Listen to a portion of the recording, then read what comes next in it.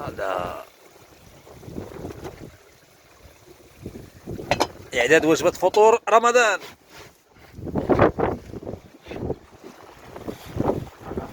الشمس على بعد ساعة واحدة من الغروب.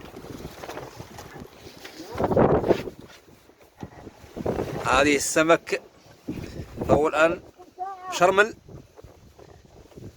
بعد قليل سوف يتم طهيه على المشواة. هذا شيء من البيض مسلوق، هذا شيء من الحريرة.